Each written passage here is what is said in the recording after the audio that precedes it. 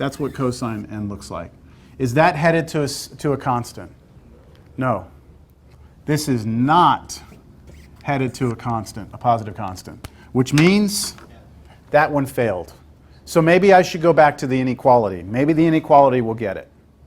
You'll get it? Okay. So I say, all right, scrap that.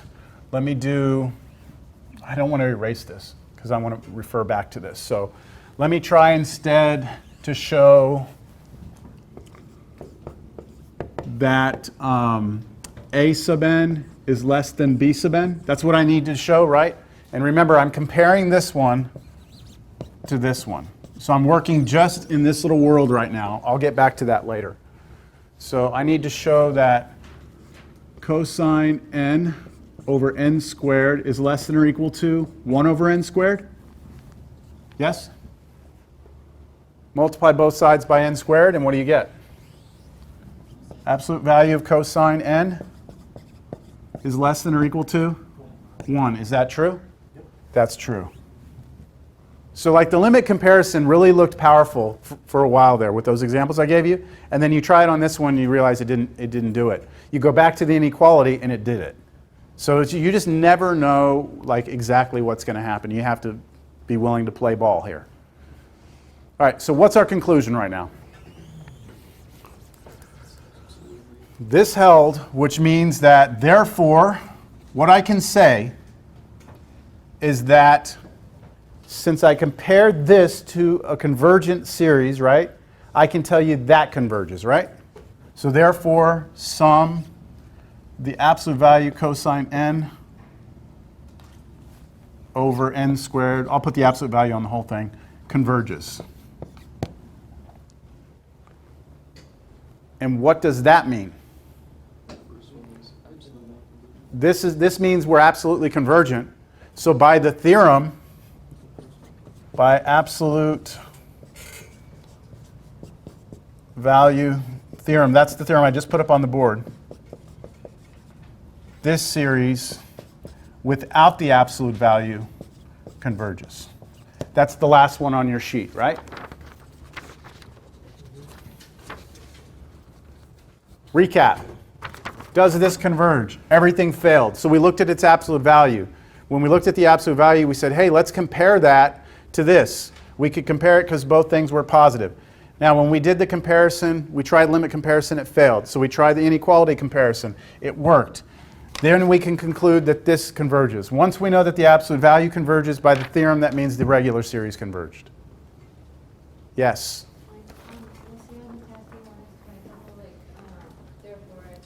Yes. Can you imagine what it must be like to grade these?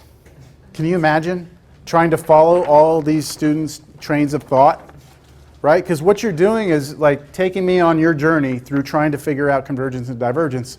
And it's difficult for me to understand what you're doing unless you're writing down. You know, that's why I keep on putting things like, I want to show this.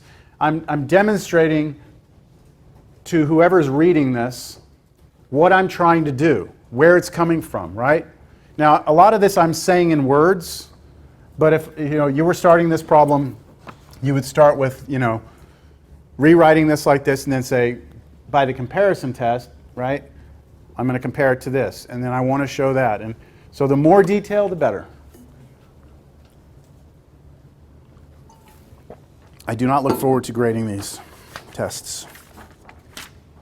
All right, how are we doing here? 424. Another definition. One more definition, and then we have a really cool little result here at the end. There's another definition called conditionally convergent.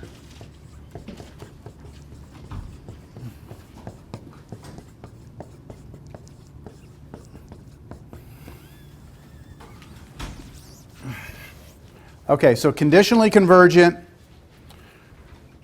is this case. If the series itself converges, but the absolute value diverges, then the original series is called conditionally convergent.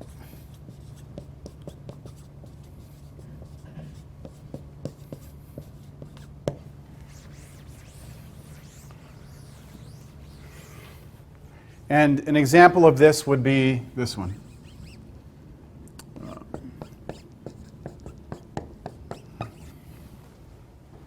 That's the one, that was the harmonic that alternated, right? That was the 1 minus a half, plus a third, minus a fourth, plus a fifth, minus a sixth. Because this by itself converges, right?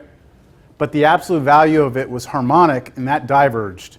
Therefore, we would call this series conditionally convergent.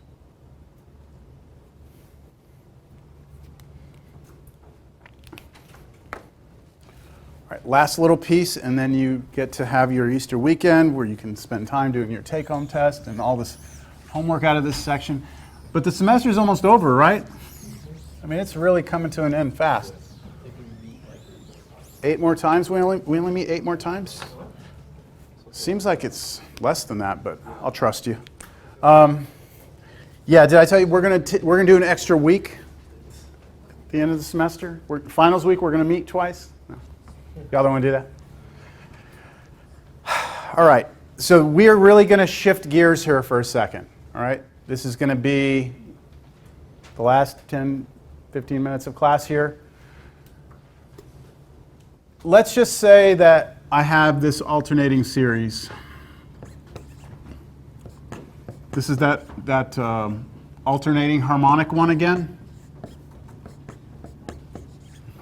I've told you that in general, it's very difficult to figure out what a series adds up to, right? We could sit here and get on our calculator and start adding, right? Do 1 minus a half plus a third minus a fourth. And we would, start getting close to some number because this does converge. And so in a real world application, you would want to know how far in the series do I actually need to go to be within some tolerance that I'm happy with. So like, I'll give you an example. I was watching some guy who does work on a lathe. Y'all know what a lathe is? Big machine where they turn metal and cut it, and they can make all sorts of cool stuff out of it. So let's say you're machining something for an aircraft, and you need your measurements of, let's say, the diameter of this cylinder. Let's say you're making a cylinder for something, hydraulics or something like that. This thing has to be machined to a certain specification, a certain tolerance. You can't be like, off by ½ an inch, like the whole thing won't work, right? So if it's an aircraft, the tolerances are very tight. If it's a part on a car, the tolerances are less. If it's a part on a like a kid's toy, those little Jeeps that drive around, right? They do have axles and stuff, but the tolerance on those, they don't even care. Just let's make sure it rolls for about 3 months, and after that, who cares, right? So tolerances are important. How far out you actually go is your precision, right? How much do we care about how accurate our answer is? Does that make sense? So there's a theorem that tells us how far we need to go to be within a certain precision. And here's how the theorem goes. So hang tight on that, this theorem. There's a name for it. It's called the alternating series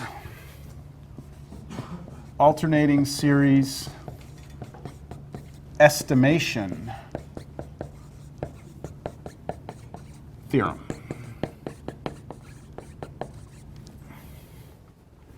So here's what it says.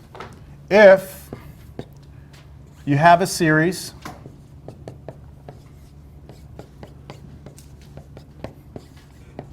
they use B sub n. I don't know why they use B sub n, but I'm going to use B sub n. They use B sub n instead of A sub n. Is that all right with you? No freaking out on that? If this alternating series is convergent, now what would you need in order to show it's convergent? You need to run the alternating series test, okay? Or take the absolute value and show that that converges. But let's just say that you have a convergent alternating series. For example, that one, right? Then call S the actual sum. That's whatever it adds up to. Right? So this converges to something, right? What does it converge to? S. All right? Now the amazing thing. Then the difference between S and S sub n is less than or equal to B sub n plus 1.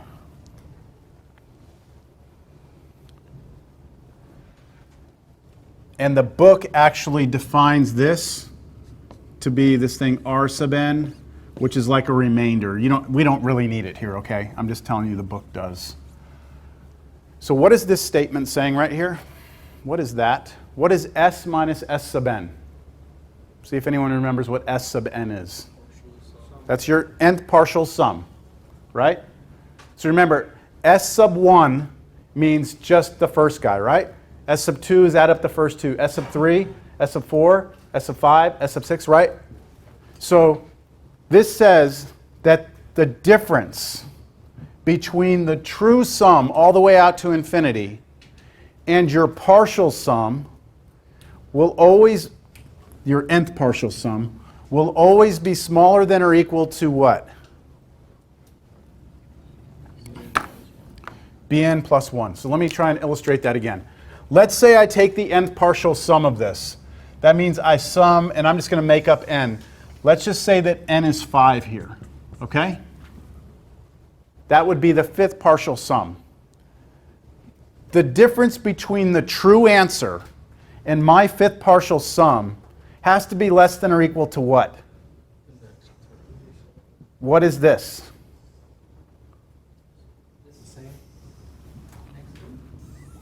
This. So, look, if I could add this forever, which I can't, right? Then it has some answer. If I stop at the fifth one, I can tell you right now that I'm within 1/6 of the real answer. Okay? That's the way this inequality works. I know that looks very strange, but it's a great theorem. So I'm going to give you a different example right now. Let's take this one, and I'll actually do something useful with it. I want us to find this infinite sum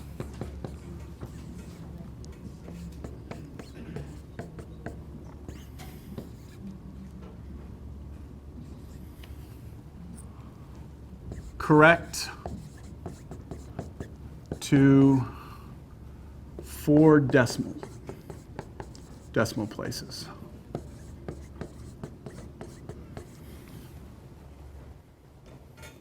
That says places.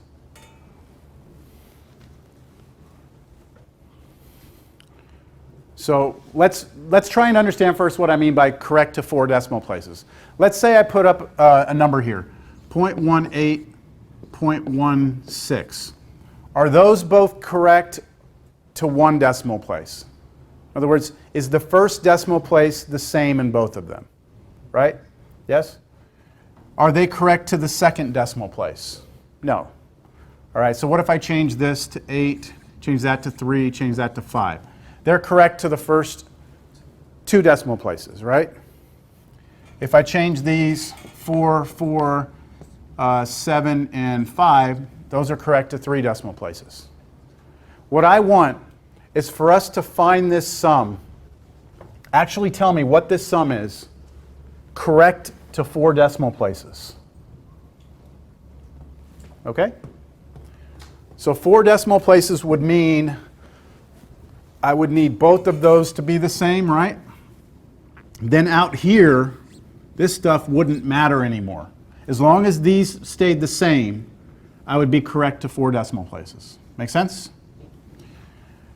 So in terms of what could change here, this next digit could move up and down by 1. They could differ by 1 and it would still be okay with me, right? It's just these two can't differ by 1. So if I think about what the difference between these would be, I just need to make sure that it's this small. The difference between these two has to be this small. That's don't make this change, don't make this change, don't make this change, don't make this change. This last one can change by 1. I'm okay. Understand? Sure? Okay. Now, that's what it means to 4 decimal places. That means we're looking at some tolerance of that. Now remember that this formula from the theorem said that the difference between the true sum and the nth partial sum needs to be, or is always less than b sub n plus 1. B sub n plus 1. So come back up to your series up here and let's take a look. What's b sub n in here? What's b sub n? 1 over n squared. Yes, 1 over n squared. Remember, the b sub n is the part that doesn't have the alternating part on it. All right? What I need is for, if I could make this b sub n plus 1 somehow smaller than this, right?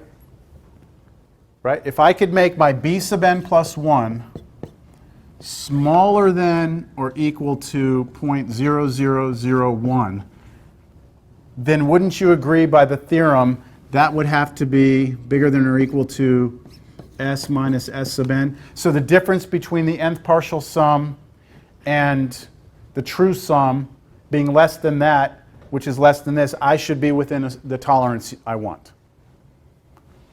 So the key, if you're looking at, hey, what do I need to do here? I'm lost. I don't know what's going on. You need to make this thing happen, what's in blue. You need to make that happen. So let's try and make that happen. What is b sub n plus 1? Sorry, yes, I forgot a 0 here. Thank you.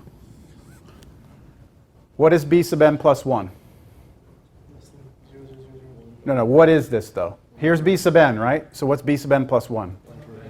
1 over n plus 1 squared. So I want 1 over n plus 1 squared to be smaller than or equal to 0.00001, right? That's what I want. And I want to solve this for n. I want to know what n is going to make that happen. So we can just do algebra on this. But I multiply by both sides by the denominator. Right?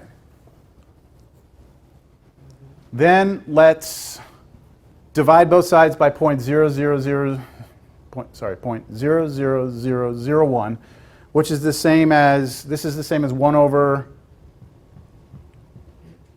100,000, right?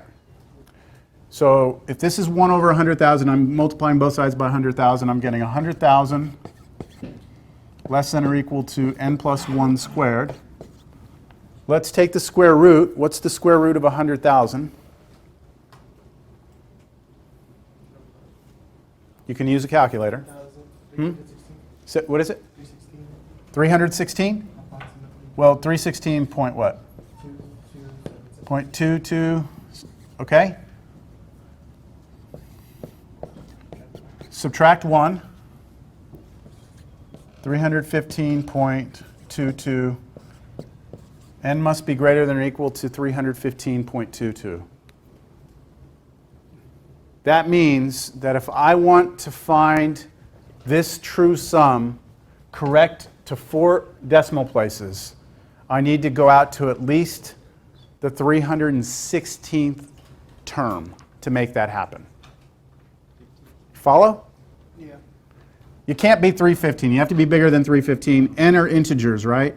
So n would need to be equal to 316 in order for me to hit this magic place where I'd be correct to 4 decimal places.